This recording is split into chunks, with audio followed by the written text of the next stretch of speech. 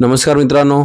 सध्या महाराष्ट्र राज्यामध्ये संतोष देशमुख व वाल्मिक कराड हा जो प्रकरण चालू आहे, हा प्रकरण येत्या काळामध्ये प्रत्येक जिल्ह्याला तुम्हाला पाहायला भेटेल.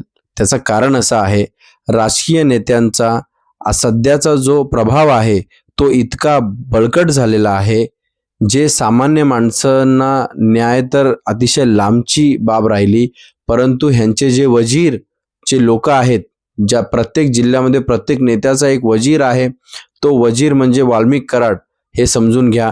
अशा प्रवृत्तीची जी लोक आहेत ह्यांना मोठं करण्याचं काम हे राजकीय नेते करतात आणि जे मतदार यांना मतदान करून या उमेदवारांना गल्लीमधून दिल्लीपर्यंत पोहोचवतात, अशा लोकांची त्याच मतदारावरती दादागिरी आणि त्या मतदारावरती अन्याय प्रकारक जे काम घडवत असतं ते याच नेत्यांकडून केलं जातं.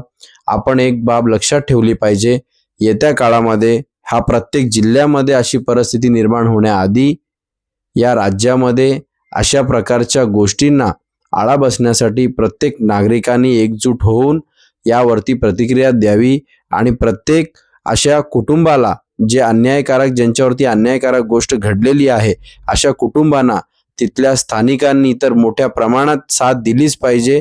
त्याच्याच मध्ये राज्यात आणि देशात असलेले जे नागरिक आहेत, ज्यांना शक्यता वेळ देऊ शकत असतील, त्यांनी सुद्धा अशा प्रकरणामध्ये लक्ष घालून ज्यांच्याकडून जे न्याय हक्कासाठी लढण्यासाठी जी मदत त्या कुटुंबाला करता येईल त्यांनी नक्कीच केली पाहिजे. हे वाटायचे आदर मला त्यांच्याबद्दल खूप होता.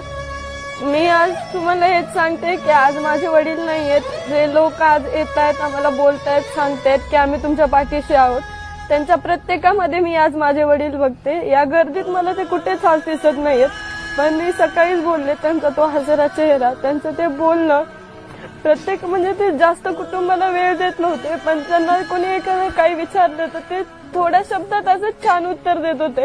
त्यांची ती उत्तर द्यायची पद्धत मी आजही खूप मिस करते, पण ते मला इथून पुढे आज कधीच नाही दिसणार.